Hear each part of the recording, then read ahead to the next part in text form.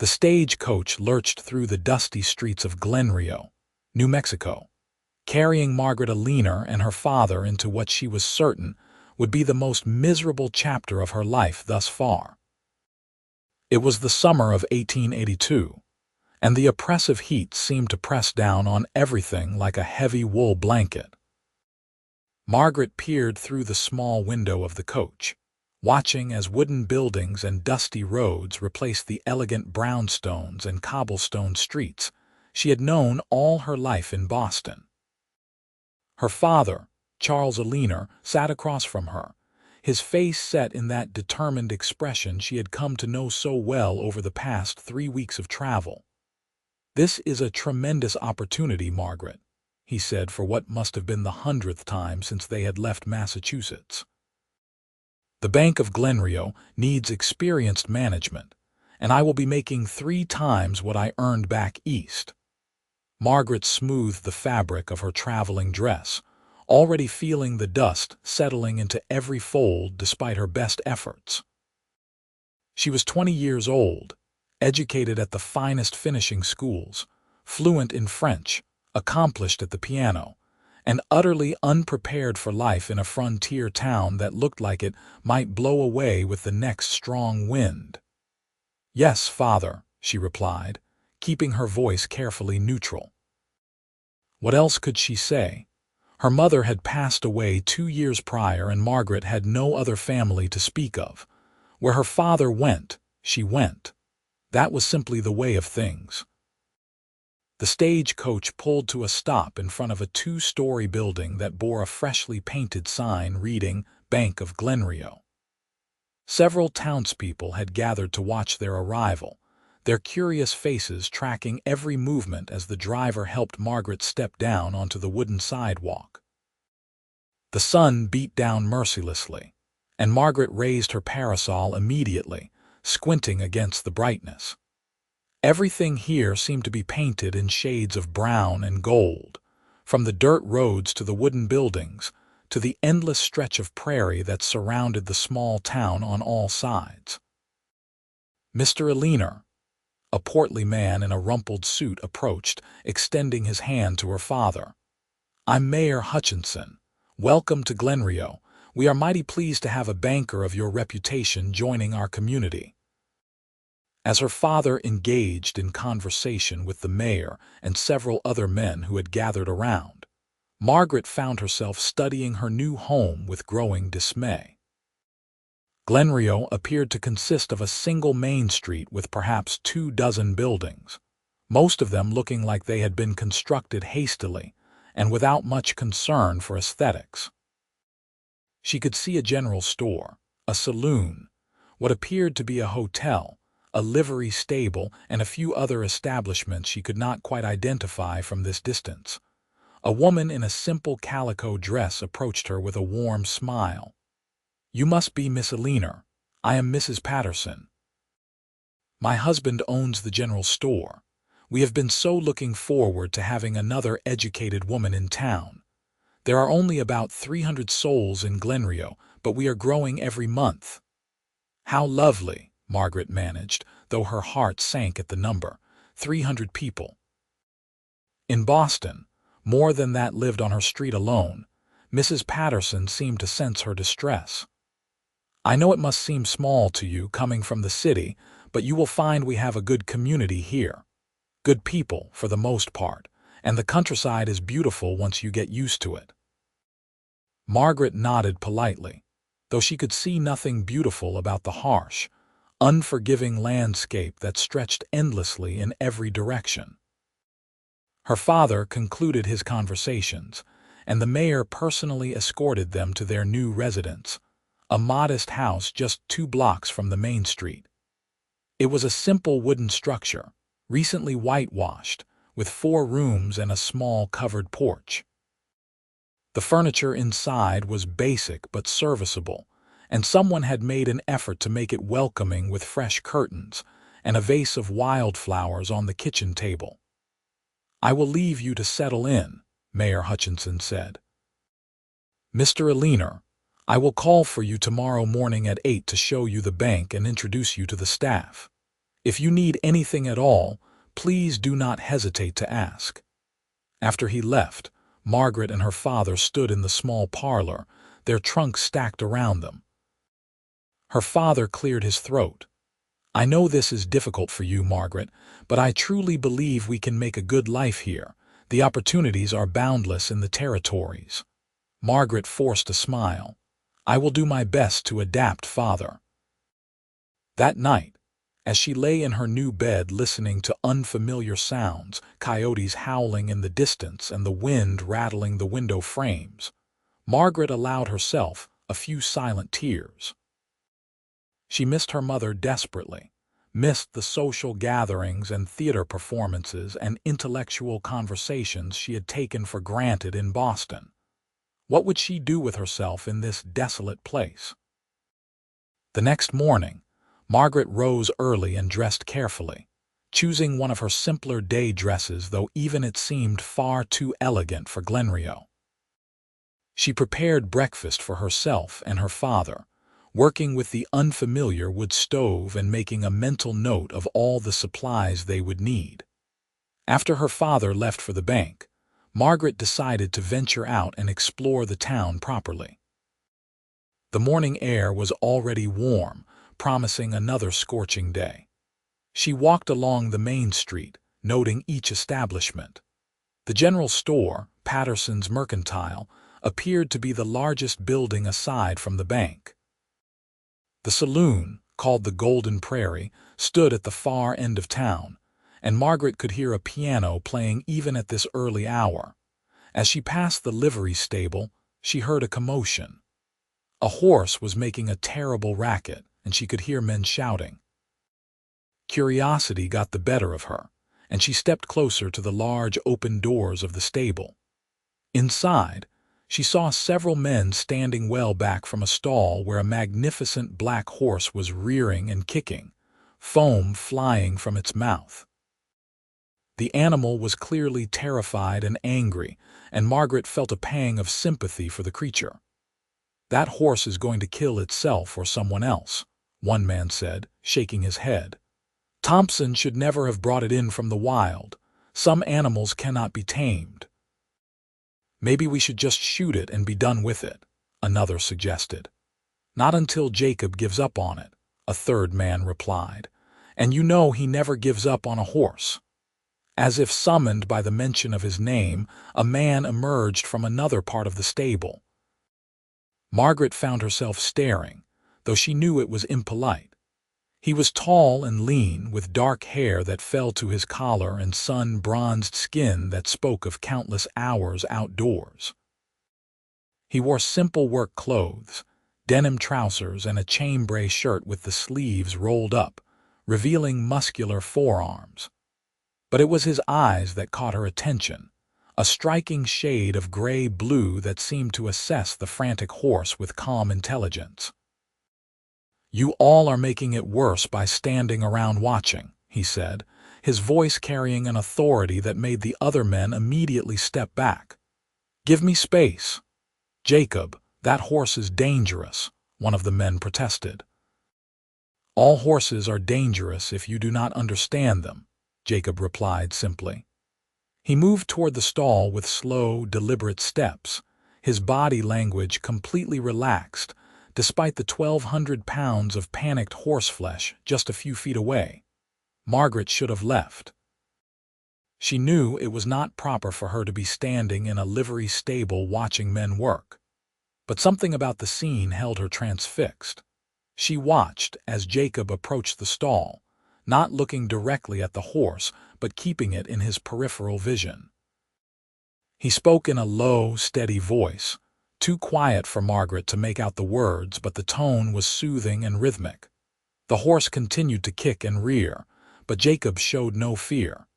He simply stood there, patient and calm, continuing his quiet monologue. Minutes passed. Margaret's feet began to ache from standing still, but she could not tear herself away.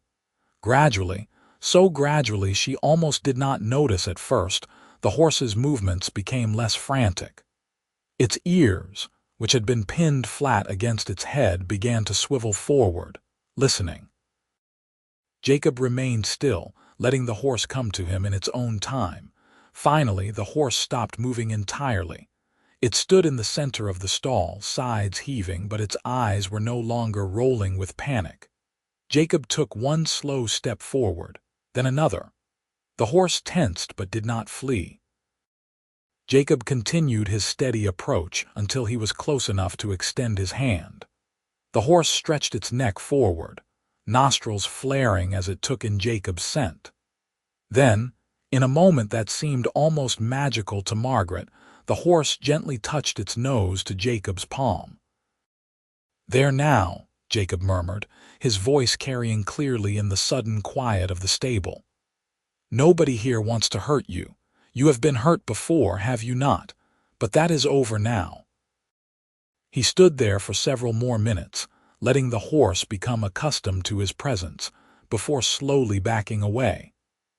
When he turned, he caught sight of Margaret standing in the doorway, and surprise flickered across his face. "I apologize, madam," he said, removing his hat in a gesture of respect. "I did not realize we had a lady present, or I would have warned you. That horse can be unpredictable." Margaret felt heat rise to her cheeks, and not entirely from the morning sun. Up close, Jacob Malone was even more striking than she had realized. His face was all strong angles, with lines around his eyes that suggested he smiled often, though he was not smiling now. There was a thin scar along his jaw, and his hands, she noticed, were calloused and scarred from years of hard work. "I should be the one apologizing," she said quickly. "I was simply fascinated by what you were doing. That was remarkable." A small smile tugged at the corner of his mouth. "Not so remarkable, just takes patience and an understanding of how horses think. They are prey animals, you see. Everything scares them until they learn to trust. You made it look easy." "It is not," Jacob admitted. "That horse has been abused. Someone tried to break its spirit with violence.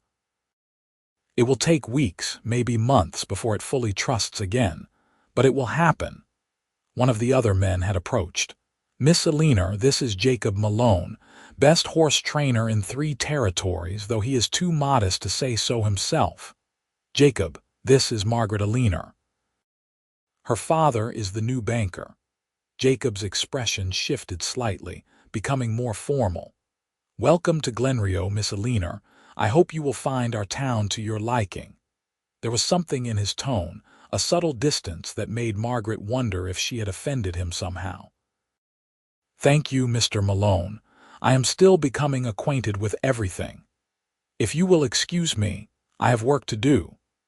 He nodded politely and turned back toward the stalls, dismissing her as thoroughly as if she had ceased to exist. Margaret felt an unexpected sting at the dismissal.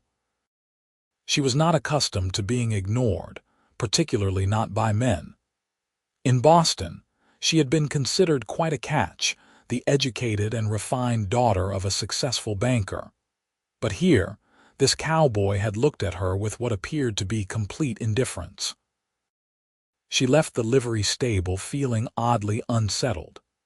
As she continued her exploration of Glenrio, she could not quite put the encounter out of her mind. There had been something in the way Jacob worked with that horse, a gentleness and patience that seemed at odds with the rough frontier setting. Over the following days, Margaret attempted to establish a routine. She kept house for her father, prepared meals, and tried to make their simple dwelling feel more like home. Mrs. Patterson proved to be a kind neighbor and introduced Margaret to several other women in town. They welcomed her warmly, though Margaret could not help but notice the vast gulf between her education and experiences and theirs. Most of the women in Glenrio had never traveled more than 50 miles from where they were born. They spoke of crops and weather and children, topics Margaret knew little about. She tried to engage, tried to find common ground, but she often felt like an exotic bird that had accidentally landed in a barnyard. 2 weeks after her arrival, Margaret was purchasing supplies at the general store when she overheard several women discussing an upcoming social event. "The dance is in 3 days," one woman was saying.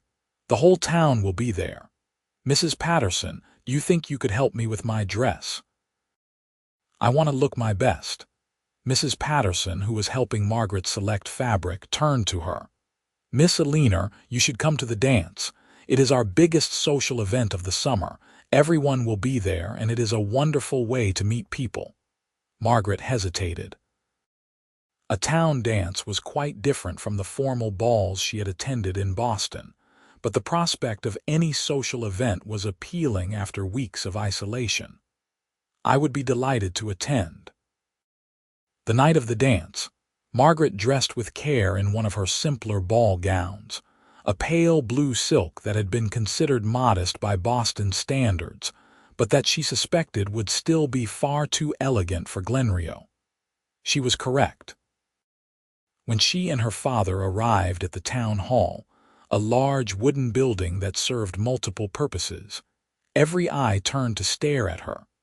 The other women wore their Sunday best, simple cotton dresses with modest embellishments. Margaret felt like a peacock among sparrows, and she wished desperately that she had something more appropriate to wear. But the townspeople were kind. Several women complimented her dress, and soon she found herself surrounded by friendly faces. The musicians began playing, a fiddle and guitar creating lively music that echoed off the wooden walls. Margaret had been taught formal ballroom dancing, so she felt somewhat at a loss with the reels and squares that the townspeople favored. But several kind souls took the time to teach her the steps, laughing good-naturedly when she stumbled or turned the wrong direction. She was attempting to master a particularly complicated pattern when she noticed Jacob Malone standing along the wall, talking with several other men. He wore clean clothes, dark trousers and a pressed white shirt, and looked decidedly uncomfortable in the social setting. Their eyes met for a brief moment before he looked away, his expression unreadable. Margaret felt that same strange sense of disappointment she had experienced at their first meeting. She told herself it was ridiculous to care what some horse trainer thought of her, but the feeling persisted nonetheless. As the evening progressed, Margaret danced with several men, including the mayor's son, a pleasant young man named Thomas who seemed quite taken with her. He was polite and well-mannered, if a bit dull, and Margaret found her attention wandering even as he spoke. During a break in the dancing, she stepped outside for some fresh air. The night was cooler than the day had been, and the sky was filled with more stars than she had ever seen in her life. The darkness in Boston had never been so complete, the stars never so bright. She walked a little way from the building, enjoying the quiet after the noise and heat inside. She was so lost in thought that she did not hear footsteps approaching until a voice spoke behind her. "You should not wander off alone, Miss Eleanor. This is not Boston." She turned to find Jacob Malone standing a respectful distance away, his face shadowed in the dim light spilling from the hall's windows. "I only stepped out for a moment," she replied, feeling oddly defensive. "I can see the door from here." "That may be, but there are dangers you might not be aware of. Rattlesnakes come out at night when it is cooler, and sometimes we get drifters passing through who are not always respectful of ladies." Margaret wanted to argue to tell him she was perfectly capable of taking care of herself, but his concern seemed genuine rather than patronizing. "I will be more careful," she said instead. Jacob nodded but made no move to leave. After a moment of silence, Margaret spoke again. "You do not seem to be enjoying the dance, Mr. Malone." A hint of amusement crossed his face. "I am not much for social gatherings, too many people in too small a space. I prefer the company of horses if I am being honest. You have quite a gift with them." "I have been thinking about what I saw that day in the stable. How did you learn to do that?" He seemed surprised by her genuine interest. "I grew up around horses. My father had a small ranch in Texas, and I started working with them when I was just a boy. But I learned the most from an old Mexican vaquero named Carlos. He taught me that horses respond better to patience and understanding than to force." "It seems to me that would be true of most creatures," Margaret observed. Jacob looked at her more carefully, as if seeing her for the first time. "That is true enough, but most men do not have the patience for it. They want results now, and they use whatever means necessary to get them. You disapprove of such methods." "I do. They might get the job done faster, but they break something in the animal. A horse trained with violence will never be as reliable or as willing as one trained with patience." Margaret found herself genuinely interested in the conversation. "It sounds as if you see horses as partners rather than mere tools." "I suppose I do," Jacob admitted. He leaned against the wall of the building, his posture relaxing slightly. "A good horse will work its heart out for you if it trusts you, but trust has to be earned, not beaten into them." They stood in companionable silence for a moment, and Margaret felt oddly at ease. This was the first conversation she had had since arriving in Glenrio that felt real, that touched on ideas rather than just the mundane details of daily life. "I should let you get back to the dance," Jacob said finally. "Thomas Hutchinson has been looking for you. He seems quite taken." There was no judgment in his tone, but Margaret found herself saying, "Thomas is very nice, but I am not particularly taken with him." Jacob raised an eyebrow. "He is the mayor's son. It would be a good match." "A good match by what standards? Financial? Social?" Margaret surprised herself with the sharpness in her voice. "I did not come all the way to New Mexico to simply replicate the same empty social climbing I left behind in Boston." "What did you come here for, then?" The question was simple, but Margaret found she had no good answer. "I did not have much choice in the matter. My father's work brought us here." "That is not the same as having no choice at all," Jacob said quietly. "You could have stayed in Boston, could have married some banker or lawyer and lived a comfortable life." "I could have," Margaret agreed. "But my mother always taught me that comfort and happiness are not the same thing." Jacob studied her for a long moment, and Margaret had the sense that he was reassessing his initial impressions of her. "Your mother sounds like she was a wise woman." "She was." Margaret felt the familiar ache of loss. "She passed away 2 years ago. I miss her every day." "I am sorry for your loss. I lost my own mother when I was 15. The grief never fully goes away, does it? It just becomes something you carry with you." There was such understanding in his words that Margaret felt tears prick her eyes. She blinked them back quickly. "No, it does not go away, but I suppose we learn to live with it." Music drifted out from the hall, a slower song this time. Jacob hesitated, then said, "Would you like to walk back inside? People will talk if you stay out here too long, and your reputation is important." Margaret wanted to tell him that she did not care about her reputation, that she was tired of always worrying about what people thought, but she knew he was right. In a small town like Glenrio, reputation was everything. "Yes, I suppose we should go back." As they walked toward the door, Jacob said quietly, "For what it is worth, Miss Eleanor, I think you will find your way here. It takes time to adjust to a new place, but you seem like someone who has more substance than most give you credit for." Before Margaret could respond, they were back in the crowded hall, and Thomas Hutchinson was approaching, asking for another dance. Jacob melted back into the crowd, and Margaret did not see him again for the rest of the evening, but his words stayed with her. Someone who has more substance than most give you credit for. It was perhaps the most meaningful compliment she had received in months, and it came from a man who barely knew her. In the days following the dance, Margaret found herself thinking about Jacob Malone more than she should. She told herself it was simply because their conversation had been more interesting than most she had in Glenrio, but she knew it was more than that. There was something about him, an integrity and quiet strength that drew her in. She began to find excuses to walk past the livery stable. Sometimes she would see him working with horses in the corral, his movements patient and deliberate. He noticed her, she was certain of it, but he never approached or acknowledged her beyond a polite nod. One morning, about a month after the dance, Margaret was returning from the general store when she heard angry voices coming from the stable. She paused, concern overriding her sense of propriety. "You are wasting time and money on that animal," a harsh voice was saying.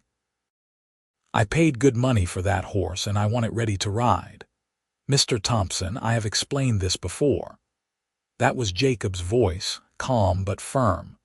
"This horse was severely abused before you bought it. If I rush the training, I will only reinforce its fear and distrust. You will end up with an animal that is dangerous to ride. I do not pay you to explain things to me, Malone. I pay you to train horses. If you cannot do the job, I will find someone who can. That is your right, of course, but I will not mistreat an animal just because you are impatient." There was a long silence, and Margaret edged closer, worried about what might happen next. Finally, Thompson spoke again. "Fine. You have 2 more weeks. If that horse is not ready to ride by then, you are fired and I will take my business elsewhere." Heavy footsteps indicated Thompson was leaving, and Margaret quickly stepped back to avoid being seen. She waited until he had passed before cautiously approaching the stable entrance. Jacob was standing in the center of the building, his hands on his hips, staring at nothing in particular. He looked frustrated and tired, and Margaret felt a surge of sympathy. "Mr. Malone," she said softly. He looked up, surprise crossing his face. "Miss Eleanor, I did not realize you were there. I apologize for eavesdropping. I heard raised voices and was concerned." Jacob ran a hand through his hair. "Just dealing with an impatient client. It happens more often than I would like." Margaret set down her packages and moved closer. "The black horse, the one you were working with when I first saw you, that is the one. Thompson bought it cheap because it had a reputation for being vicious. He thought I could turn it around quickly, but horses do not work on human timelines. What will you do if you cannot train it in 2 weeks? Jacob shrugged, though Margaret could see the worry in his eyes. "I will manage. I always do. But I hate to think of what might happen to that horse if Thompson sells it to someone less patient. It will end up being destroyed, most likely." Without thinking, Margaret said, "Is there anything I can do to help?" Jacob looked at her with surprise. "Help? I do not think that would be appropriate, Miss Eleanor. Your father would not approve of his daughter spending time in a stable.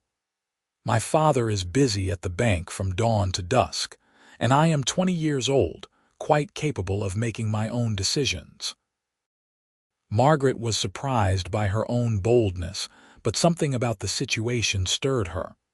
"Besides, I would like to learn. What you do with horses fascinates me." Jacob studied her for a long moment, and Margaret had the sense he was trying to determine if she was serious or simply bored and looking for amusement. Finally, he said, "It is hard work, and it can be dangerous. I am not afraid of hard work. And I trust that you would not let me do anything truly dangerous." A small smile tugged at his lips. "You have a lot of faith in someone you barely know." "Call it instinct," Margaret replied. Jacob considered for another moment, then nodded slowly. "All right. If you are serious about learning, come by tomorrow morning, early before it gets too hot. Wear sturdy clothes, nothing fancy, and be prepared to spend a lot of time standing in the sun doing what appears to be nothing at all." Margaret felt a thrill of excitement. "I will be here." That evening, she rummaged through her limited wardrobe trying to find something suitable. Finally, she settled on her oldest day dress, one she had brought along thinking she might use it for housework. It was still far nicer than what most women in Glenrio wore daily, but it was the best she could do. Her father noticed her rising early the next morning. "You are up before dawn, Margaret. Is everything all right?" "Everything is fine, father. I am simply going to learn about horse training." Charles Eleanor looked up from his breakfast, confusion on his face. "Horse training? Whatever for? I find it interesting. And I need something to occupy my time. I cannot spend all day keeping house for just the two of us." Her father frowned. "I am not certain that is appropriate, Margaret." "What will people think?" "People can think what they like," Margaret said, more sharply than she intended. "Father, you brought me to this place, far from everything I knew. The least you can do is allow me to find something meaningful to occupy my time." Charles looked as if he wanted to argue, but something in Margaret's expression stopped him. "Very well, but please be careful, and do not do anything that would damage your reputation," Margaret promised, though privately she thought her reputation in Glenrio mattered very little. It was not as if she had any prospects here, any social circle she wished to be part of. She might as well do something that interested her. The sun was just beginning to lighten the eastern sky when Margaret arrived at the stable. Jacob was already there, of course, forking hay into the various stalls. He looked up when she entered, taking in her dress and sturdy boots with an approving nod. "You are punctual. That is good. Horses respond to routine. They like to know what to expect and when." For the next 2 hours, Margaret received an education in horse behavior unlike anything she had imagined. Jacob did not start by teaching her how to ride or even how to approach a horse. Instead, he taught her how to observe. "Watch that mare there," he said, pointing to a chestnut horse in one of the stalls. "What is she telling you?" Margaret studied the horse, seeing nothing but an animal eating hay. "I do not understand. She is not saying anything." "She is saying plenty if you know how to look. See how her ears are facing. She is relaxed, paying attention to her food, but watch what happens when I walk closer." He moved toward the stall, and immediately the mare's ears swiveled toward him. Her head came up and her body tensed slightly. "Now she is alert," Jacob explained. "She is aware of me and assessing whether I am a threat. If I were to move quickly or loudly, those ears would pin back and she would move away. But if I move slowly and calmly—" He demonstrated, moving with that same deliberate slowness Margaret had seen before. The mare's ears remained forward, curious rather than fearful, and she allowed Jacob to approach and stroke her neck. "Every movement, every gesture tells you something," Jacob said. "Learning to read horses is like learning a new language. It takes time and attention, but once you understand it, everything becomes easier." They spent the morning moving from horse to horse, with Jacob pointing out subtle signals and behaviors. Margaret's feet ached from standing, and the heat was beginning to build even in the relative shade of the stable, but she was utterly absorbed. Finally, they came to the black horse, still housed in its large stall at the back of the stable. The animal watched them approach with wary eyes, its body tense and ready to flee. "This is Shadow," Jacob said quietly. "That is what I have been calling him anyway. He will not let me get close enough to put a halter on him yet, but we are making progress." "What happened to him?" Margaret asked, her heart aching at the fear in the horse's eyes. "Thompson did not give me details, but I can tell from the scars that he has been beaten. There are rope burns on his legs from where he was hobbled improperly. And see that mark on his withers. That is from a hot iron, probably used to try to control him." Margaret felt sick. "That is monstrous." "It is. But it is not uncommon, unfortunately. Many people see horses as nothing more than tools, disposable if they do not perform as expected. But you see them differently." "I do." Jacob leaned against the stall wall, his eyes on Shadow. I see them as living beings with thoughts and feelings. They remember kindness and they remember cruelty. Shadow remembers cruelty, and my job is to teach him that not all humans are cruel. How do you do that? Time and patience. I come here every day and just exist near him. I talk to him, let him get used to my voice and my presence.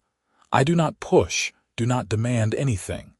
Slowly, he is learning that I am not a threat. Margaret watched as Jacob began his quiet routine, speaking in low, soothing tones to the frightened horse. She understood now why he needed more than 2 weeks. This was not training in the traditional sense. It was healing, and healing could not be rushed. Over the following weeks, Margaret became a regular presence at the stable. She came early each morning before the heat of the day and stayed for several hours, learning everything Jacob would teach her. She learned how to approach different horses, how to read their moods and respond appropriately. She learned how to brush and groom them, how to check their hooves for stones, how to feed them properly. But most importantly, she learned patience. Jacob never hurried anything. Every action was deliberate, every movement considered. And slowly, Margaret began to see the world the way he did, understanding that rushing only created problems. Her father noticed the change in her. She seemed happier, more engaged with life than she had been since leaving Boston. He disapproved of her spending so much time at the stable, but he could not deny that it was good to see her smile again. The women of Glenrio noticed too, and gossip began to circulate. Margaret Eleanor, the banker's refined daughter, spending her mornings with Jacob Malone, a cowboy who owned nothing but his reputation and his saddle. It was scandalous, or at least as close to scandalous as things got in Glenrio. Mrs. Patterson pulled Margaret aside one day at the general store. "My dear, you must be careful. People are talking about you and Mr. Malone." "Let them talk," Margaret said calmly. "I am learning a valuable skill, nothing more." "Perhaps, but you must think of how it looks. You are a young, unmarried woman spending unchaperoned time with a man. Your reputation could be damaged." Margaret wanted to argue, to tell Mrs. Patterson that she did not care about her reputation, but she held her tongue. She knew the older woman meant well. "I appreciate your concern, Mrs. Patterson, truly. But I am being careful, and Mr. Malone has been nothing but a gentleman." That was absolutely true. Despite the hours they spent together, Jacob maintained a respectful distance. He never touched her except when demonstrating a proper technique with a horse, and even then his hands were quick and professional. He spoke to her with the same courteous formality he showed all women in town. But Margaret was beginning to realize that her feelings for Jacob were far from formal or distant. She found herself looking forward to their morning sessions with an eagerness that had nothing to do with horses. She noticed small things about him: the way his eyes crinkled when he smiled, the gentleness of his hands despite their strength, the quiet intelligence in everything he said. She was falling for him, she realized, with a mixture of excitement and dismay. She, Margaret Eleanor, educated and refined daughter of a successful banker, was falling for a cowboy horse trainer who lived in a small room above the livery stable and owned little more than the clothes on his back. The realization should have troubled her more than it did. Everything about it was impractical, inappropriate even. Her father would be horrified. Boston society would be scandalized. But here, in the early morning light of a New Mexico stable, none of that seemed to matter. What mattered was the way Jacob looked at a frightened horse with compassion rather than frustration. The way he spoke about his work with genuine passion. The way he treated her not as a delicate flower to be protected or a prize to be won, but as a person with her own thoughts and capabilities. One morning, about 6 weeks after Margaret had started coming to the stable, Jacob greeted her with barely suppressed excitement. I think today might be the day. The day for what? Shadow is going to let me touch him. I can feel it. They approached the stall together, and Margaret could see what Jacob meant. The black horse was still wary, but there was a difference in his posture. He no longer pressed himself against the far wall when they came near. His ears were forward, curious rather than fearful. Jacob began his usual routine, speaking quietly to the horse, but this time he moved closer to the stall door. Shadow watched but did not retreat. Slowly, carefully, Jacob opened the door and stepped inside. Margaret held her breath. This was the closest Jacob had been to the horse since the day she had first seen him, and so much depended on what happened next. If Shadow panicked and attacked, Jacob could be seriously injured. But if the horse accepted his presence, it would be a breakthrough months in the making. Jacob stood just inside the stall, making himself as non-threatening as possible. He did not look directly at Shadow but kept his gaze slightly averted, his posture relaxed. Minutes ticked by and Margaret's heart pounded in her chest. Then, slowly, Shadow took a step toward Jacob. Then another. The horse stretched out his neck, nostrils flaring as he took in Jacob's scent, just as he had done that first day through the safety of the stall bars. "That is it," Jacob murmured. "That is a good boy. Nobody here is going to hurt you." Shadow took one more step, bringing him close enough that Jacob could extend his hand. For a long moment, nothing happened. Then the horse gently pressed his nose into Jacob's palm, accepting the contact. The smile that broke across Jacob's face was radiant, and Margaret felt her heart skip. She had never seen anyone express such pure joy over something so simple. But she understood it was not simple at all. It was the culmination of weeks of patient work, of refusing to give up on an animal that everyone else had written off. Jacob stood there for several more minutes, letting Shadow become comfortable with his presence, before slowly backing out of the stall.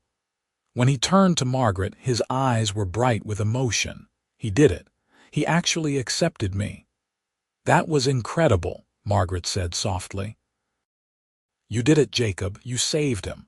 "We did it," Jacob corrected. "You have been here every day, helping, learning. Shadow knows your voice too. He trusts you." The words warmed Margaret more than she cared to admit. "So what happens now? Will you be able to train him within Thompson's deadline?" Jacob's expression sobered. "I honestly do not know. We have made tremendous progress, but we are still weeks away from being able to saddle him, let alone ride him. Thompson's deadline is in 3 days. What will you tell him? The truth. That Shadow is healing but needs more time. If Thompson will not accept that, then I suppose I will lose the contract." They worked with the other horses for the rest of the morning, but Margaret could see Jacob's mind was elsewhere, worrying about what would happen to Shadow if Thompson took the horse away. That afternoon, as Margaret was preparing dinner for her father, an idea began to form in her mind. It was bold, perhaps foolish, but she could not let it go. By the time her father arrived home from the bank, she had made her decision. "Father, I need to speak with you about something important." Charles Eleanor looked up from the papers he had brought home. "What is it, Margaret?" "I would like to purchase a horse." Her father blinked in surprise. "A horse? Whatever for? We have no stable here, no pasture. Where would you even keep it?" "I would board it at the livery stable."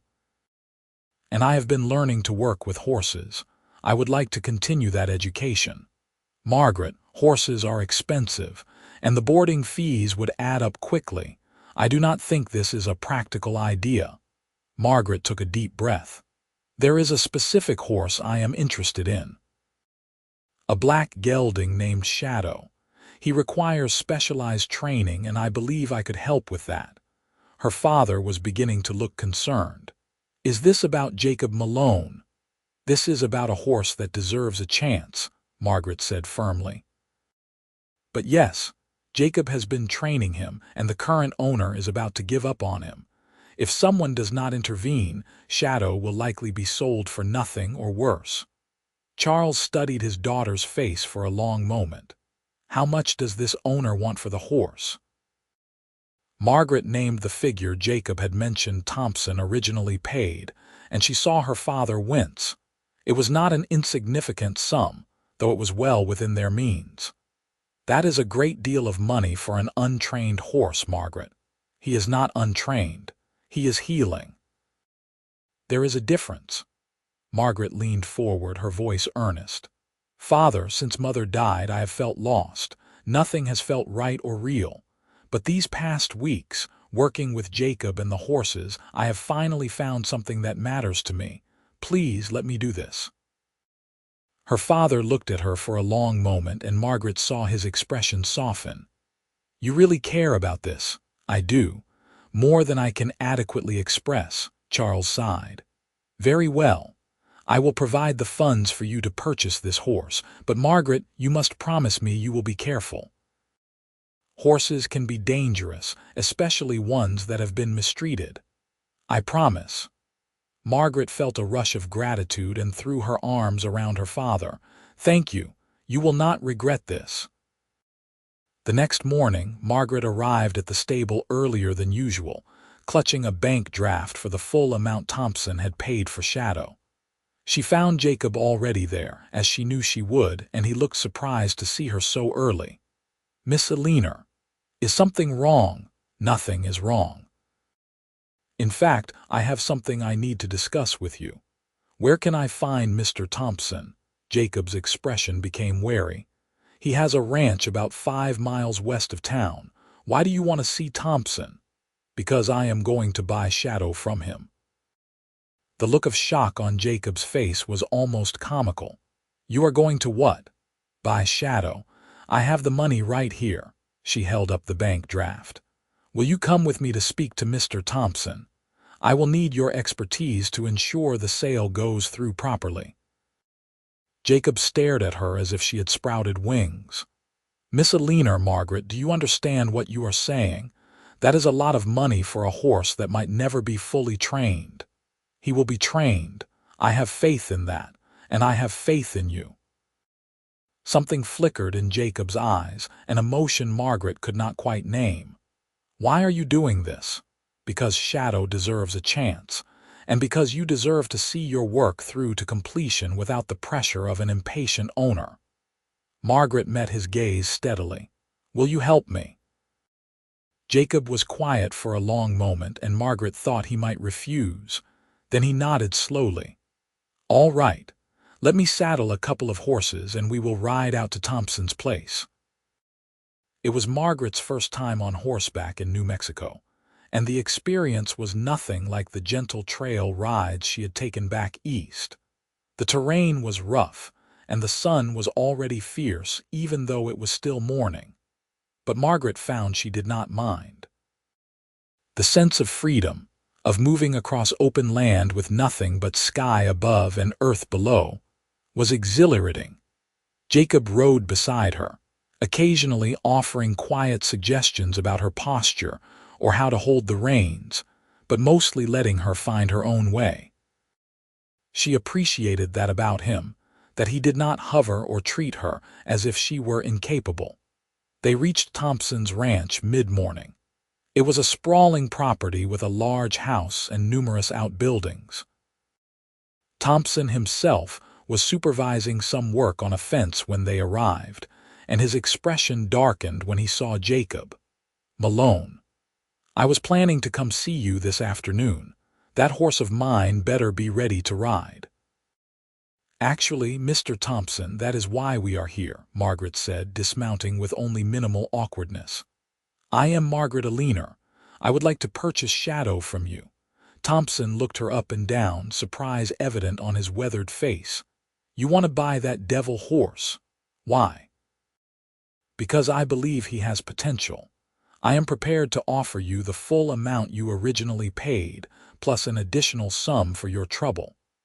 Margaret had decided on the ride over to sweeten the deal. Shall we say $50 extra?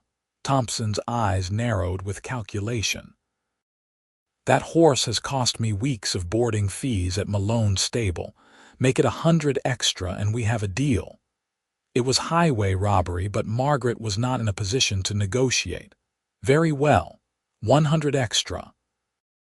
They handled the transaction right there, with Thompson drawing up a bill of sale and Margaret handing over the bank draft. Jacob witnessed the agreement, his expression carefully neutral. As they rode back to Glenrio, Jacob finally spoke. "You did not have to do that. I wanted to." "That was a lot of money, Margaret. Your father must have been very generous. He wants me to be happy, and this makes me happy." Jacob looked at her with an expression she could not quite read. "I will do my best to make sure Shadow becomes the horse you deserve. But you should know there are no guarantees with an animal like him." "I understand, but I trust your abilities, Jacob. I have seen what you can do." They rode in silence for a while before Jacob spoke again. "Why do you have such faith in me? You barely know me." Margaret considered the question carefully. "I suppose because everything I have seen you do shows integrity and skill. You care about the horses you work with. You do not take shortcuts or compromise your principles even when it would be easier to do so. Those are rare qualities. There are plenty of people in Glenrio who would tell you I am just a drifter, a cowboy with no prospects or future. Then they are not seeing you clearly." Margaret surprised herself with the passion in her voice. "You have a gift, Jacob. What you do matters." He was quiet for a long moment. When he finally spoke, his voice was low. "Thank you. That means more than you know." They arrived back at the stable and Jacob helped Margaret dismount. His hands lingered at her waist for just a moment longer than strictly necessary, and Margaret felt her breath catch. When she looked up, she found him gazing at her with an intensity that made her heart race. Then he stepped back, the moment broken. "I should get these horses unsaddled. Will you be back tomorrow morning?" "Of course. Shadow is my horse now. I need to learn everything about caring for him." A smile tugged at Jacob's lips. "That you do. I will see you tomorrow then, Miss Eleanor." "Margaret," she said impulsively. "Please call me Margaret. I think we know each other well enough by now to dispense with formalities." He looked surprised but pleased. "All right, Margaret. And you may call me Jacob, though I suppose you have been doing that for a while now." She had been, she realized. Somewhere along the way, he had stopped being Mr. Malone and had simply become Jacob. Word spread quickly through Glenrio that the banker's daughter had purchased the notorious wild horse. Opinions were divided. Some people thought it was a charming eccentricity, a young woman finding a hobby in a place that offered little entertainment. Others whispered that it was further evidence of an inappropriate relationship between Margaret and Jacob. Margaret found she did not care much what people thought. For the first time since her mother's death, she felt truly engaged with life. Working with Shadow gave her purpose, and working with Jacob gave her something she had not expected to find in New Mexico: genuine companionship. As the weeks passed, Shadow continued to make progress. He allowed Jacob to halter him, then to brush him, then to pick up his feet. Each small step was a victory, celebrated by both Margaret and Jacob. They fell into an easy routine, meeting each morning at the stable. They would work with Shadow and the other horses, then often sit together on the shaded porch of the stable, drinking water and talking about everything and nothing. Margaret learned about Jacob's childhood in Texas, how he had lost his parents to fever when he was 17 and had been on his own ever since. He spoke of the different places he had worked, the horses he had trained, the beauty and harshness of life on the frontier. In turn, Margaret told him about Boston, about her mother and the empty social rituals that had filled her days there. She spoke of her education, her love of reading and learning, and how strange it felt to be in a place where those things were not particularly valued. "They are valued," Jacob said quietly, "just differently. Out here, people care more about what you can do than what you know from books. But that does not mean knowledge is not important. Do you read much? Margaret asked. When I can. Books are hard to come by, and I move around too much to keep many with me, but I like reading. It is like traveling without leaving where you are. Margaret had an idea. I brought several books from Boston. Would you like to borrow some? Jacob looked pleased. I would like that very much. So Margaret began bringing books to the stable, and she would often find Jacob reading during his breaks, completely absorbed in whatever story or topic she had lent him. They would discuss what he had read, and Margaret found their conversations as intellectually stimulating as any she had had in Boston, if not more so. One day in early September, Jacob announced that it was time to try saddling Shadow. Are you certain he is ready? Margaret asked nervously. As ready as he will ever be. He trusts us now. But you should understand, this might not go well the first time. He has bad memories associated with being saddled and ridden. They approached Shadow's stall together. The horse had come a long way from the terrified, aggressive animal Margaret had first seen. He nickered softly when he saw them, a sound of recognition and welcome. Jacob brought out a saddle, moving slowly and deliberately. He let Shadow sniff it, become familiar with its scent and shape. Then, talking quietly the entire time, he gently placed a blanket on the horse's back. Shadow tensed but did not bolt. Jacob left the blanket there for a few minutes, letting the horse adjust to the feeling before removing it. They repeated the process several times over the next hour until Shadow seemed completely comfortable with the blanket. That is enough for today, Jacob said. We will try the actual saddle tomorrow. It took 3 more days before they successfully saddled Shadow without the horse panicking. And it was another week before Jacob felt comfortable putting weight in the stirrups. Through it all, Margaret was there, offering quiet encouragement and steady presence. She had come to love Shadow, this damaged but resilient animal, and she was so proud of how far he had come. Finally, on a crisp morning in late September, Jacob announced that he was going to try riding Shadow. Margaret's stomach churned with nervousness. She knew this was necessary, the final step in Shadow's training, but she also knew it was dangerous. If the horse panicked while Jacob was on his back, he could be thrown or worse. Are you certain about this? She asked. Jacob nodded, though she could see tension in his shoulders. He is as ready as he will ever be, and I need to do this if he is ever going to be a reliable riding horse for you. For me, I am not planning to ride him anytime soon. You should be, Jacob said gently. He is your horse, Margaret. Eventually, you should be able to ride him yourself.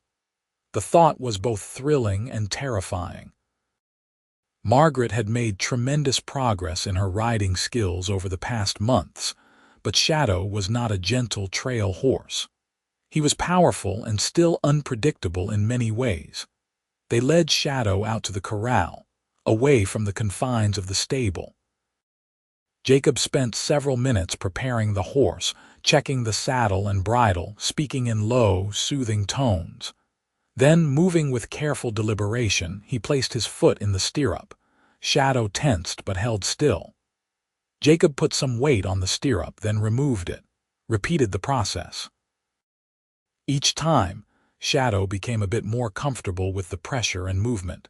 Finally, in one smooth motion, Jacob swung himself into the saddle. For a moment, nothing happened. Shadow stood absolutely still, and Margaret held her breath. Then the horse took a tentative step forward. Then another.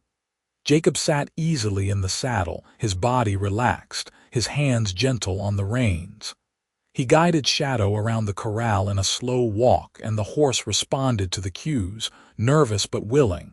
After a few circuits, Jacob dismounted. Shadow was trembling slightly, but he had not panicked, had not bucked or bolted. "Good boy," Jacob said, stroking the horse's neck. "Such a good, brave boy."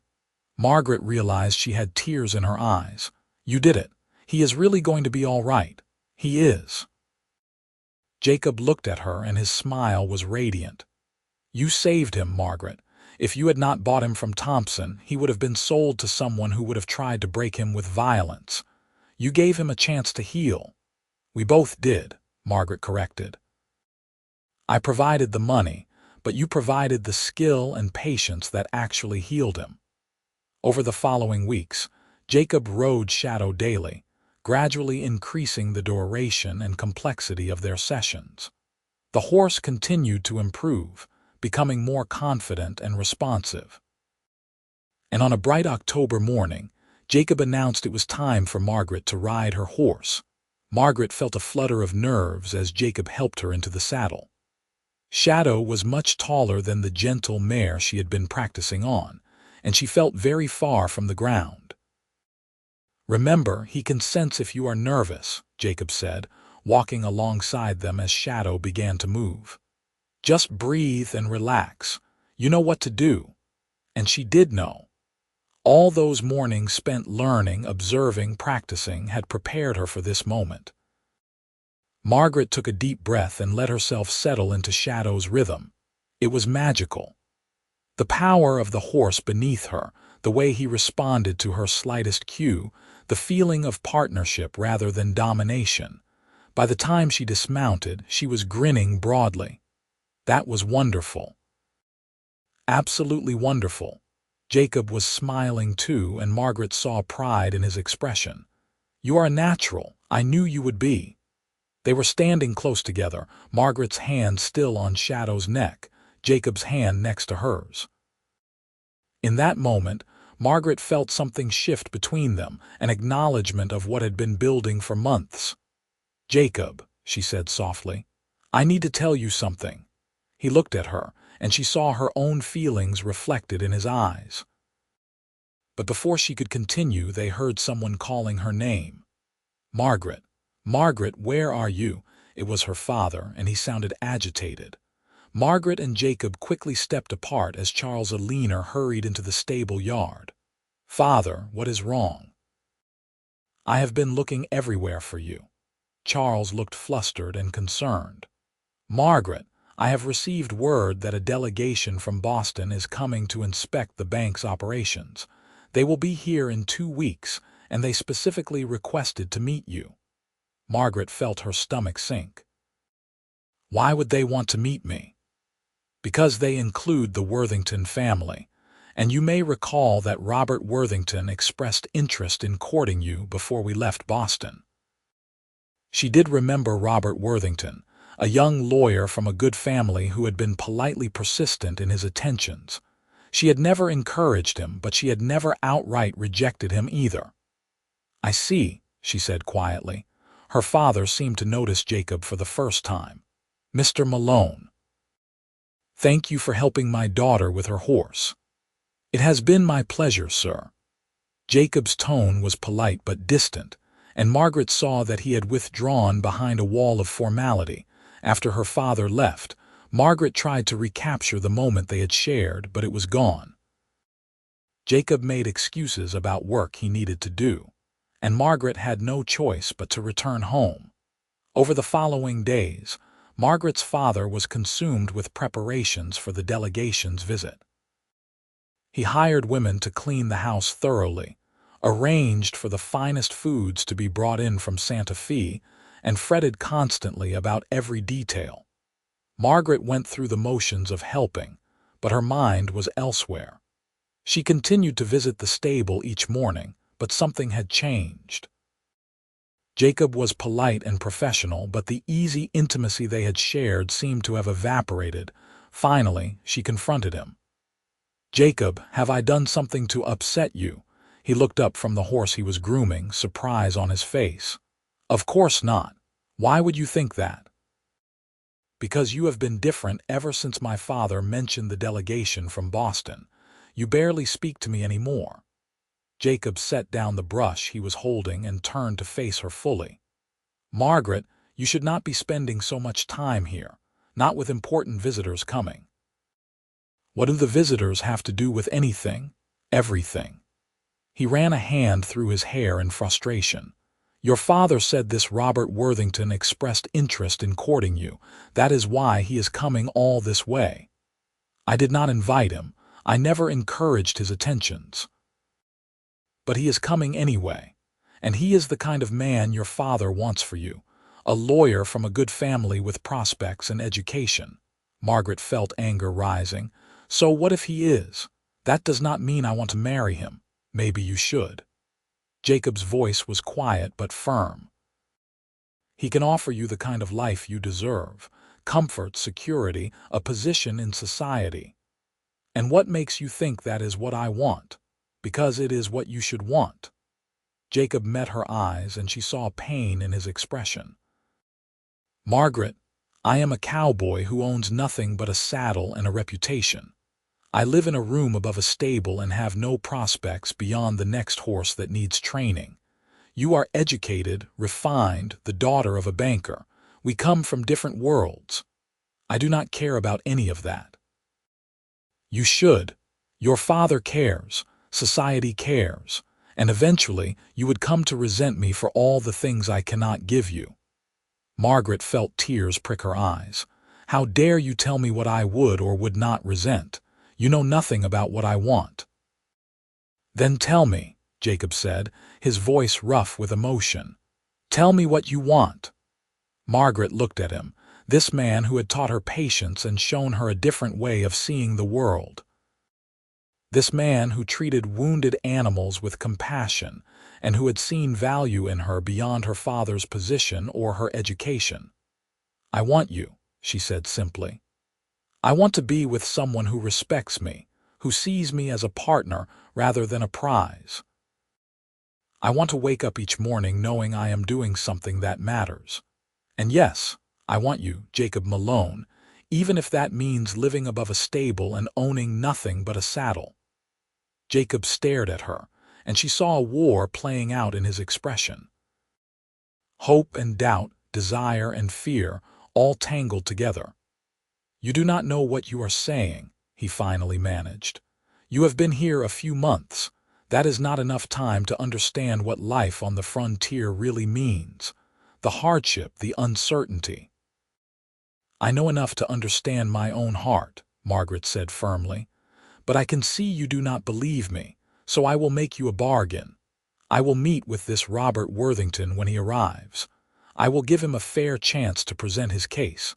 And then I will make my choice. But Jacob, understand this. I have already made my choice.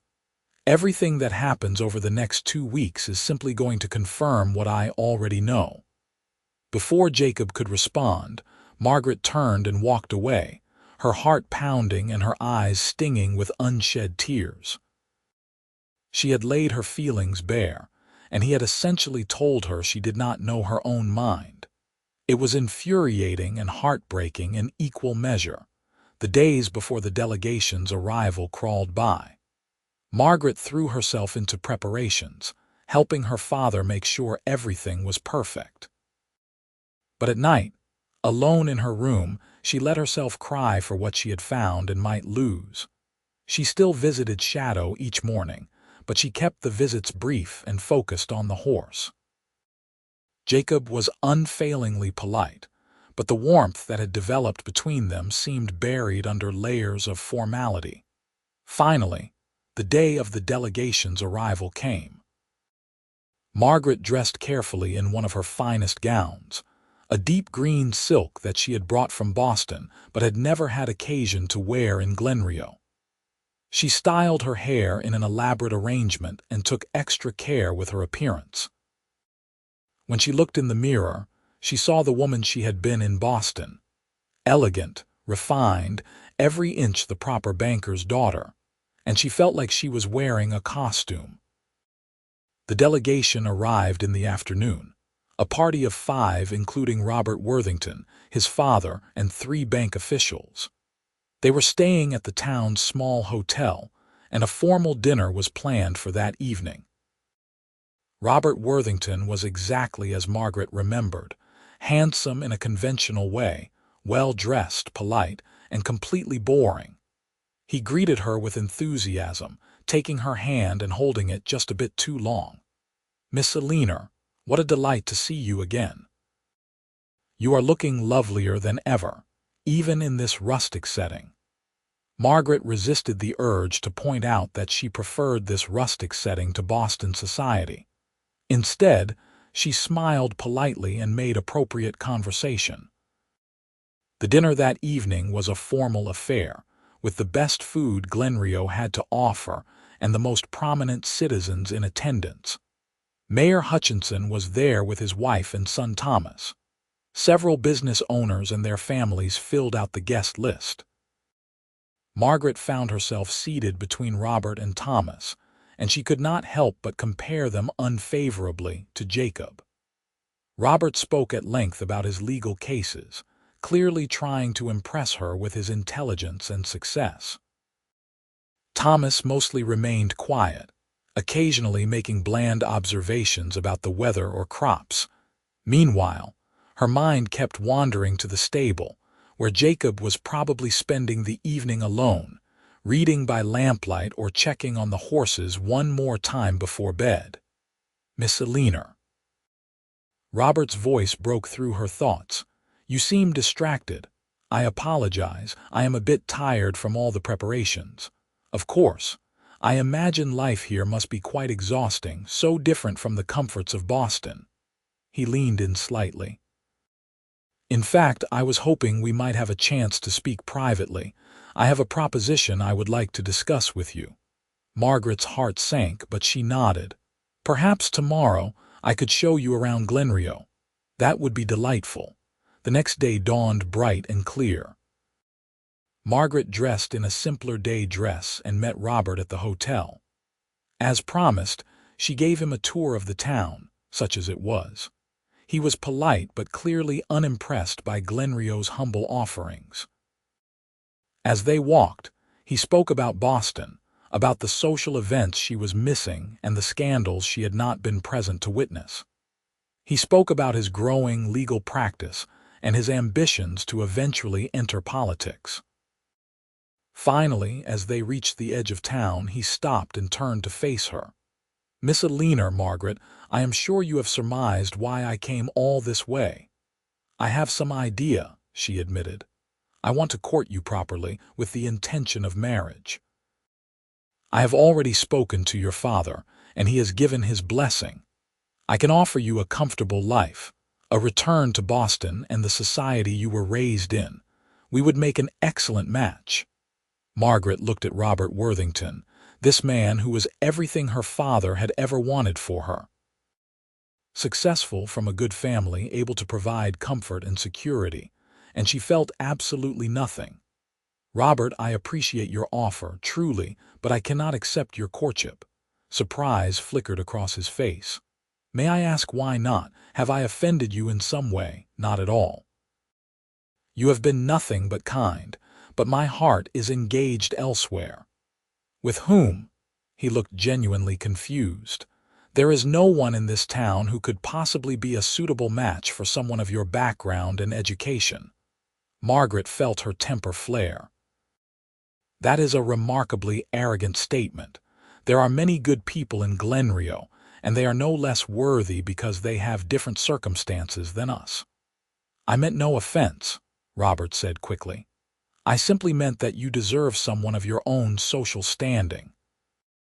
"What I deserve," Margaret said firmly, "is someone who respects me and treats me as an equal, someone who shares my values and my interests, and I have found that person here in Glenrio." "The horse trainer," Robert said flatly. "I have heard the gossip." "Margaret, surely you realize that a relationship with someone like that would be disastrous for your future. You would have no security, no social standing. Your education and refinement would be wasted." "My education and refinement are mine to do with as I please," Margaret replied. "And I do not consider it a waste to use them in service of something I care about." Robert looked at her as if she were speaking a foreign language. "I think perhaps you have been too long in the sun. This harsh environment can affect one's judgment. Come back to Boston for a visit. Spend some time in civilization, and I am certain you will reconsider." "I will not reconsider. My answer is final." She could see Robert struggling with his disbelief. In his world, women did not turn down advantageous offers for the sake of their own preferences. What about your father? He will be devastated. My father wants me to be happy, Margaret said, though she was not entirely certain that was true, and I will make him understand. She left Robert standing at the edge of town and walked quickly toward the stable. Her heart was pounding, and she felt simultaneously exhilarated and terrified. She had just refused a perfectly suitable marriage offer for the sake of a man who might not even want her. She found Jacob in Shadow's stall, checking the horse's hooves. He looked up when she entered, and she saw surprise and something else, something hopeful in his expression. "Margaret, I thought you were spending the day with Robert Worthington." "I was. I just finished rejecting his marriage proposal." Jacob straightened slowly, his expression carefully neutral. "You rejected him." "I did." "Why?" Margaret moved closer, her eyes never leaving his face. "Because I meant what I said before. I want to be with someone who respects me, who sees me as a partner. I want to wake up each morning doing something that matters. And I want you, Jacob Malone. I want you with your room above the stable and your saddle and your reputation. I want your patience and your kindness and your quiet strength. I want late morning conversations and the satisfaction of healing something broken. I want all of it, all of you, if you will have me." Jacob stared at her for a long moment, and she saw every emotion she felt reflected in his eyes. Then he closed the distance between them in 2 strides and pulled her into his arms. Their first kiss was everything Margaret had imagined and more. It was gentle and passionate, tender and desperate, a confirmation of everything they had been building for months. When they finally broke apart, both were breathing hard. "Are you certain?" Jacob asked, his forehead resting against hers. "Margaret, I have nothing to offer you but myself. I cannot give you the life you are accustomed to." "You can give me the life I want," Margaret corrected. "And that is infinitely more valuable. Your father will never approve. Then I will convince him, or I will move forward without his approval if I must. I am 20 years old, Jacob, old enough to make my own choices." Jacob cupped her face in his hands, and she could see tears in his eyes. "I love you, Margaret Eleanor. I have loved you since you first walked into this stable and looked at that terrified horse with compassion instead of contempt. You have changed my entire world, and you have changed mine." Margaret kissed him again, softer this time. "I love you, Jacob. Your love is priceless to me. Nothing Robert Worthington or anyone else could offer would ever compare." They stood there for a long time, holding each other, unwilling to let go. Finally, Jacob said, "We should go talk to your father. The sooner we face this, the better." Margaret nodded, though she dreaded the conversation. Her father had pinned so many hopes on her making an advantageous match, and she was about to destroy all of them. They found Charles Eleanor at the bank, going over paperwork with one of the officials from Boston. He looked up when they entered, and his expression shifted from confusion to concern when he saw how Margaret and Jacob stood close together, their hands intertwined. "Margaret, what is going on? Father, could we speak privately?" Charles dismissed the official and gestured for them to sit, but both Margaret and Jacob remained standing. "Father, I need to tell you something, and I need you to listen with an open mind. I have rejected Robert Worthington's proposal because I am in love with someone else. I am in love with Jacob, and I intend to marry him if he will have me." The color drained from her father's face. "Marry him? Margaret, you cannot be serious. He is a horse trainer with no prospects, no family, nothing to offer you." "He has everything to offer me," Margaret said firmly. "He treats me with respect. He has taught me skills that I value. He has shown me a way of life that is meaningful and fulfilling. But what about your education, your refinement? What about the life I have tried to give you? I appreciate everything you have done for me, Father. But I need to live my own life, not the life you planned for me. I know this is not what you wanted, but it is what I want." Charles turned to Jacob, anger in his eyes. "Did you take advantage of my daughter, manipulate her affections?" "No, sir," Jacob said quietly but firmly. "I have done nothing but treat Margaret with the utmost respect, and I tried to discourage her feelings, knowing I could not offer her the life she deserves. But she is insistent, and I will not lie and say I do not love her. I do with everything I am." "Love," Charles said bitterly. "Love does not pay bills or put food on the table. Love does not provide security or comfort." "No," Margaret agreed, "but it provides something more important, happiness. Mother understood that. She always told me to choose happiness over comfort." At the mention of his late wife, Charles seemed to deflate slightly. He sank into his chair, suddenly looking much older. "Your mother would know what to say. She always did. But Margaret, I am trying to protect you. Life on the frontier is hard, especially for women. You have no idea what you would be giving up." "I have some idea," Margaret said gently, "and I am willing to accept the hardships if it means being with someone I love and doing work that fulfills me. And if you change your mind in a year, 2 years, what then? I will not change my mind." "I know my own heart, Father." Charles looked at Jacob. "What are your intentions toward my daughter?" "I intend to marry her, if she will have me and if you will give your blessing," Jacob said.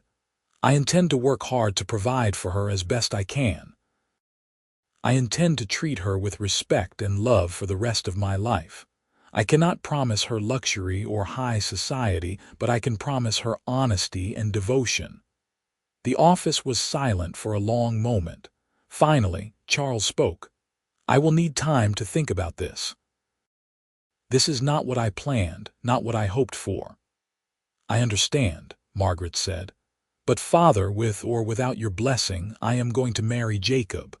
I would prefer to have your approval, but I will not sacrifice my happiness for your plans." It was perhaps the most forceful she had ever been with her father, and she saw shock on his face, but she also saw a grudging respect. "Very well. Let me think. I will give you my answer tomorrow." Margaret and Jacob left the bank, and Margaret felt both relieved and anxious. She had laid everything out, but she had no idea how her father would respond. That evening, she avoided the dinner with the delegation, claiming a headache. She knew it was cowardly, but she could not face Robert and his father after everything that had happened. The next morning, her father summoned her to the parlor before breakfast. He looked as if he had not slept, and Margaret felt a pang of guilt. Despite everything, she loved her father and hated causing him distress. "I have spent the night thinking about what you said," Charles began without preamble, "and I have come to a decision." Margaret held her breath. "I will not stand in the way of your marriage to Jacob Malone." Relief flooded through her, but her father held up a hand. "However, I have conditions. First, you must wait at least 3 months before marrying. I want you to be absolutely certain this is what you want. Second, Mr. Malone must demonstrate that he can provide for you adequately. I will not see my daughter living in poverty." "Father, let me finish. Third, if after 3 months you still wish to proceed, I will give you both my blessing and a portion of your inheritance to help establish a home. But Margaret, you must understand that this is not the life I wanted for you. I will always wonder if you are throwing away opportunities for the sake of a passing fancy." "It is not a passing fancy," Margaret said firmly, "but I accept your conditions. 3 months is more than fair, and I appreciate your generosity with the inheritance." Her father nodded stiffly. "Then we are agreed. I will inform the delegation that you have declined Mr. Worthington's offer. They will not be pleased. I am sorry to disappoint them, and you." Charles looked at her for a long moment, and his expression softened slightly. "You are so much like your mother. She was always following her heart rather than her head. I suppose that is why I loved her so much, even when she drove me to distraction. Margaret felt tears prick her eyes. Thank you, Father, for understanding or at least trying to. That afternoon, the delegation from Boston departed, disappointed and somewhat scandalized. Robert Worthington left without even saying goodbye, clearly insulted by Margaret's rejection. Margaret did not care.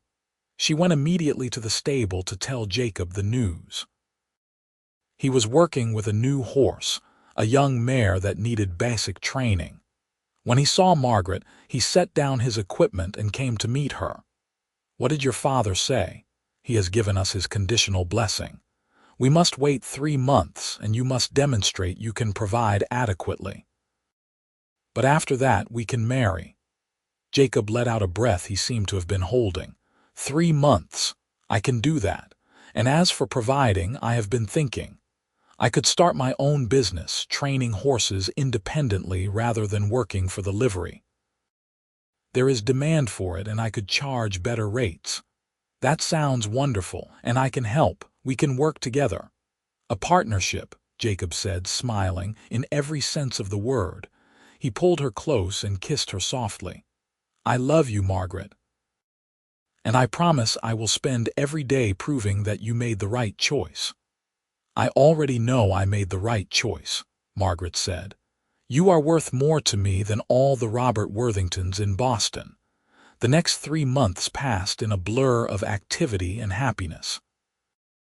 Jacob did indeed start his own horse training business, and Margaret worked alongside him every day. They saved money, made plans, and fell more deeply in love with each passing week. The town of Glenrio, which had initially gossiped about their relationship, gradually came to accept and even celebrate it. They could see how well Margaret and Jacob worked together, how happy they were, and most of the townspeople were romantics at heart. Mrs. Patterson helped Margaret plan a simple wedding, and several women in town volunteered to help with food and decorations. It would not be the elaborate affair that Margaret might have had in Boston, but it would be genuine and filled with people who truly cared about them. One evening, about 2 weeks before the wedding, Margaret and Jacob sat on the porch of the livery stable, watching the sun set over the prairie. Shadow stood in the nearby corral, completely calm and content, a testament to patience and healing. Are you happy? Jacob asked softly. Margaret leaned against him, feeling the solid warmth of his body next to hers. Happier than I ever imagined I could be. A year ago, I thought my life was over when we left Boston.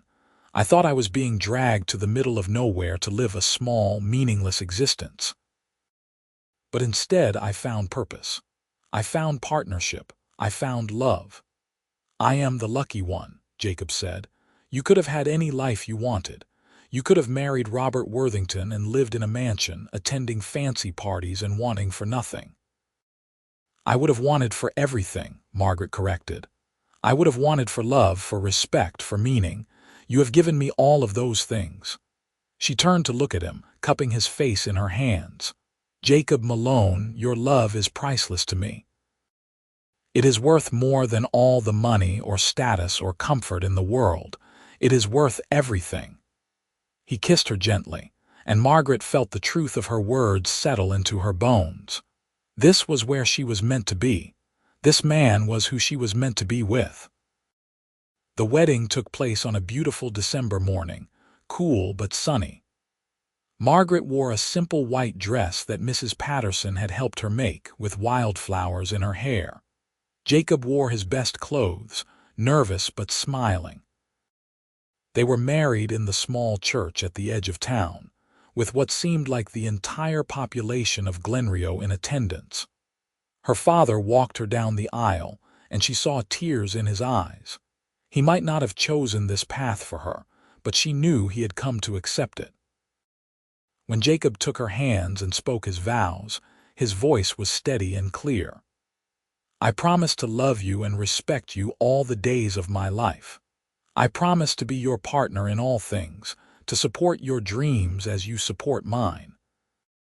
I promise to build a life with you that is rich in love, even if it is not rich in material things. Margaret felt tears streaming down her face as she spoke her own vows. I promise to love you with my whole heart. I promise to stand beside you in good times and bad. I promise to build a life with you that is filled with purpose and meaning. Your love is priceless to me, and I will treasure it always. When the minister pronounced them married, Jacob kissed her gently, and the assembled crowd erupted in cheers and applause. The celebration that followed was simple but joyful. There was music and dancing, food and laughter. Margaret danced with her father, with Jacob, with several of the townspeople who had become friends over the past months. As the sun began to set, she and Jacob slipped away to the small house they had purchased on the edge of town. It was modest, just 3 rooms, but it was theirs. They had furnished it together over the past weeks, and it felt more like home than any place Margaret had ever lived. That night, as they lay together in their new home, Margaret felt a sense of peace and rightness that she had never experienced before. This was what happiness felt like. This was what love felt like. In the months and years that followed, Margaret and Jacob built a life that was both challenging and deeply fulfilling. Their horse training business grew, and they gained a reputation throughout the territory for their patient, effective methods. Margaret never regretted her choice. There were difficult days, certainly. Times when money was tight or when the harsh New Mexico weather tested their endurance. But through it all, she and Jacob faced everything together, their partnership growing stronger with each challenge they overcame. Her father eventually came to not just accept, but genuinely approve of her marriage. He saw how happy she was, how fulfilled, and he admitted that perhaps he had been wrong about what she needed. 2 years after their marriage, Margaret gave birth to their first child, a healthy baby boy they named James Charles Malone. He had his father's gray-blue eyes and his mother's determination, and from the time he could walk, he was toddling around the stable, fascinated by the horses. 3 years later, a daughter arrived, Sarah Eleanor Malone, with dark hair and a gentle nature that reminded everyone of Jacob. She loved the horses as much as her brother, and she showed an early talent for understanding their moods and needs. Margaret taught both children to read and write, determined that they would have the benefit of education even in their frontier home. But she also taught them about horses, about patience and compassion, about seeing value in all living things. Jacob proved to be a wonderful father, patient and loving, teaching his children everything he knew about horses and about life. And Margaret discovered that motherhood was not the confining role she had always feared it might be. Instead, it was another dimension of the rich, full life she had built. Shadow remained with them throughout the years, growing old gracefully in their pasture. He became a gentle riding horse for the children, patient with their inexperience, seemingly understanding that these small humans needed his tolerance and care. On their 10th wedding anniversary, Jacob took Margaret's hand as they stood on the porch of their home, watching their children play in the yard. "Do you ever regret it?" he asked. "Giving up Boston and everything that went with it?" Margaret looked at her husband, at his lined face and calloused hands, at the silver starting to thread through his dark hair. She looked at her children, healthy and happy. She looked at the horses in the pasture and the prairie stretching endlessly beyond. "Not for a single moment," she said honestly. "This life, this family, this love, it is everything I never knew I wanted. You are everything I never knew I needed." Jacob pulled her close and kissed her forehead. "I still cannot quite believe you chose me." The banker's refined daughter choosing a cowboy with nothing but a saddle and a reputation. "You had so much more than that," Margaret corrected. "You had integrity, compassion, skill, and patience. You had a way of seeing the world that opened my eyes to new possibilities. And you loved me not for what I could bring to you in terms of status or wealth, but for who I was as a person. She turned to face him fully, cupping his face in her hands the way she had done so many times over the years. Your love is priceless to me, Jacob Malone. It always has been, and it always will be. No amount of money or status or comfort could ever compare to what we have built together. He kissed her deeply, and Margaret felt the same flutter in her heart that she had felt the very first time he kissed her. Some things, she had learned, did not fade with time. Some things only grew stronger and deeper and more precious. As the sun set over the New Mexico prairie, painting the sky in shades of gold and orange and red, Margaret reflected on the journey that had brought her here. She had arrived in Glenrio thinking her life was over, thinking she had lost everything that mattered. Instead, she had found everything she needed. She had found purpose in healing damaged animals and teaching her children. She had found partnership in a marriage built on mutual respect and shared values. She had found love with a man who saw her as an equal, a partner in every sense of the word. The years continued to pass, bringing their share of joys and sorrows.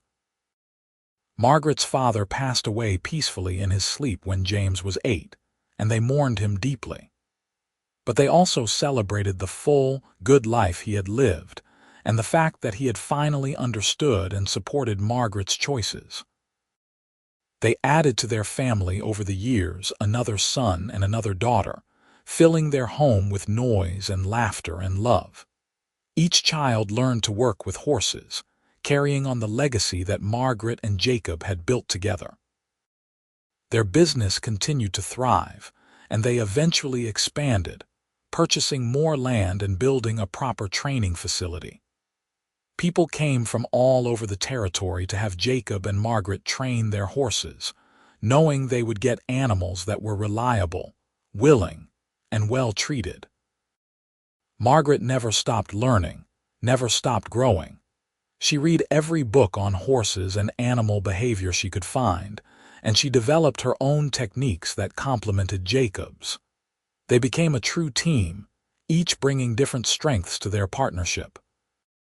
On their 25th wedding anniversary, their children, now grown or nearly so, organized a celebration. The entire town of Glenrio turned out, as did horse trainers and ranchers from across the territory.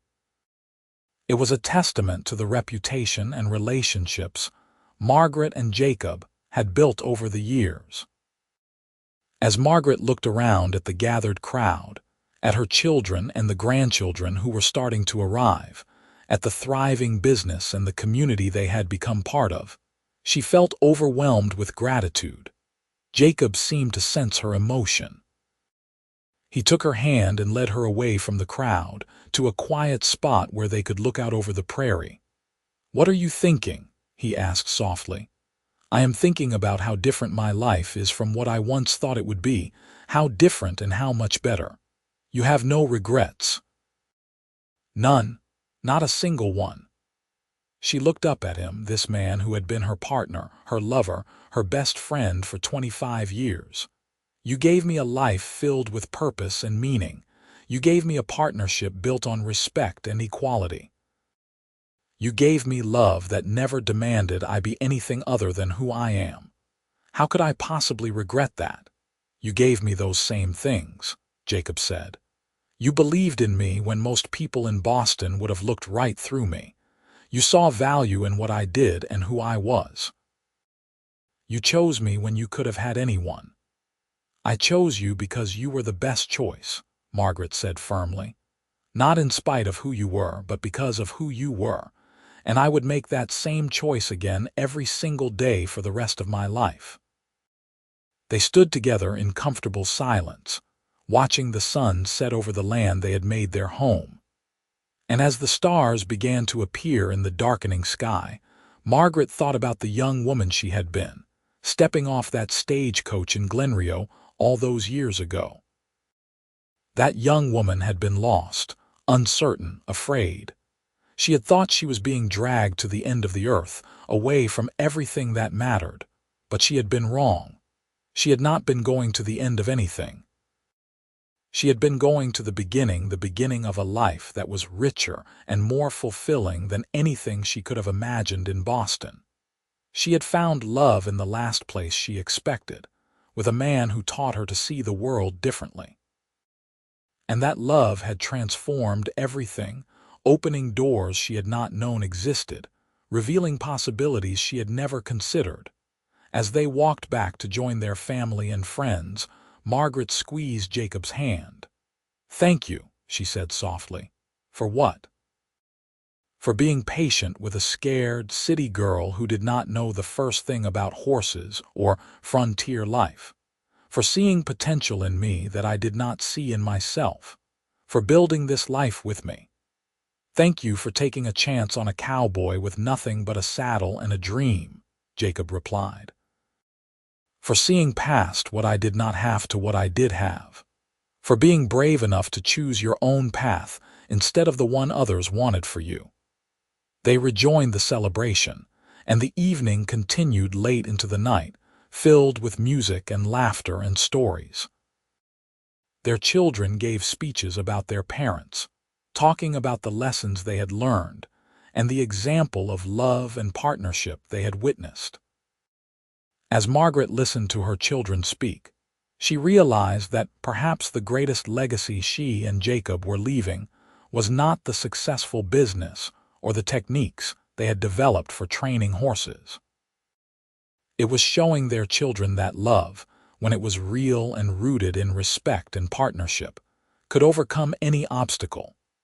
That choosing happiness over status, meaning over comfort, was not naive or foolish but brave and right.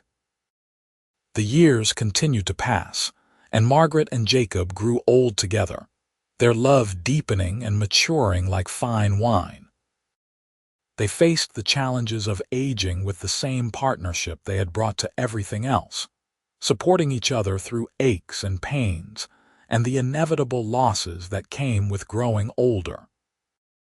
They watched their grandchildren grow, teaching the ones who were interested about horses and always emphasizing the importance of patience and compassion.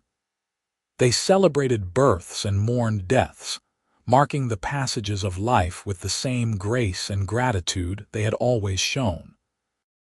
On a quiet spring morning when Margaret was 70 years old, she and Jacob sat on the porch of their home, watching the sunrise. It was something they had done countless times over the years, and it never got old. "You remember that first day you came to the stable?" Jacob asked. "When you saw me working with Shadow?" "Of course I remember. I remember thinking I had never seen anyone move with such patience and purpose. I remember being fascinated and not entirely understanding why. I remember looking up and seeing you standing there in your fancy dress, looking completely out of place and completely captivated. And I remember thinking that you were the most beautiful woman I had ever seen." Margaret laughed. "You thought I was a spoiled city girl with no understanding of real life." "Maybe at first," Jacob admitted, "but you proved me wrong quickly. You had grit and determination under all that refinement. You just needed a chance to show it." They sat in comfortable silence for a while, holding hands, watching the sun paint the sky with color. "I love you, Margaret Malone," Jacob said softly. "I have loved you for 50 years, and I will love you for whatever time we have left. And I love you, Jacob Malone. Your love has been priceless to me, more valuable than anything else in this world. It has been the foundation of everything good in my life." She leaned her head against his shoulder, and they watched the sunrise together. Two people who had built a life of meaning and purpose, who had chosen love over convenience and had never regretted it for a moment. Their story became something of a legend in Glenrio, told and retold as an example of how love could transcend social boundaries, how choosing with your heart could lead to a life richer than choosing with your head. Young couples would point to Margaret and Jacob as proof that marrying for love was not foolish or impractical, that a partnership built on mutual respect and shared values could weather any storm. Margaret lived to be 75, still active and engaged until the very end. She passed peacefully in her sleep, surrounded by her family, her hand held firmly in Jacob's. Her last words were a whisper to her husband, "Thank you for a beautiful life." Jacob lived for 2 more years, still working with horses almost to the end. He never remarried, saying that he had had the love of his life and did not need or want another. When he passed, he was buried next to Margaret, their graves marked with simple stones that bore their names and a single line, "Partners in all things." Their children and grandchildren continued the horse training business, carrying on the legacy of patience and compassion that Margaret and Jacob had established. And Shadow, who had been the catalyst for their love story, was remembered in stories passed down through generations. The broken horse who had been healed by patience and who had, in turn, brought together 2 people who were meant to be together. The story of Margaret Eleanor and Jacob Malone became a cherished part of Glenrio's history, a reminder that love could be found in unexpected places, that choosing happiness over status was not just acceptable but admirable, and that the most valuable things in life could not be measured in money or social position. Margaret had been right all those years ago when she stood in the stable and declared that Jacob's love was priceless to her. It had been priceless, in the truest sense of the word, beyond price, beyond measure, beyond anything that could be quantified or compared. They had built a life together that was rich in all the ways that truly mattered. Not rich in money, though they had been comfortable. Not rich in status, though they had been respected.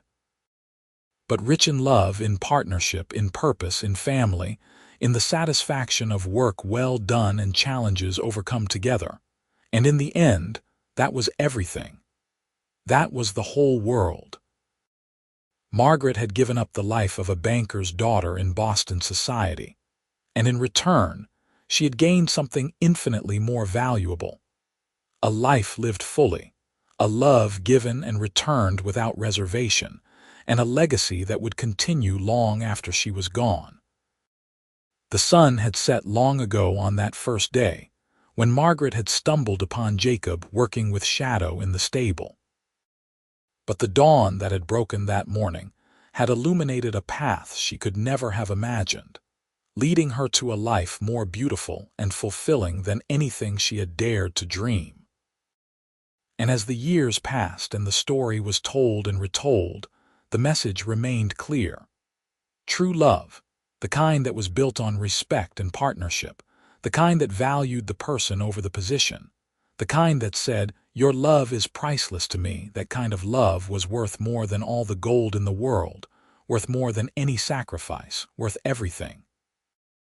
It was a story that began with a frightened horse and a patient cowboy, with a lost young woman and a dusty frontier town. But it became a story about so much more, about courage and choice, about seeing beyond surface differences to the heart beneath, about building something lasting and beautiful from the most unlikely of beginnings.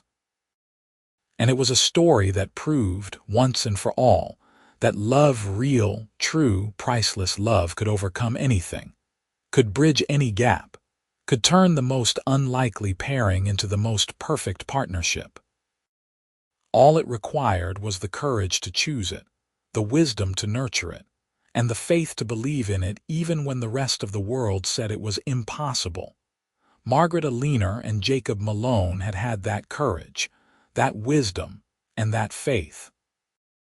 And because of it, they had built a life that was truly priceless, a love story that would be remembered for generations, and a legacy that proved that the best things in life were not the ones you could buy or inherit or achieve through status.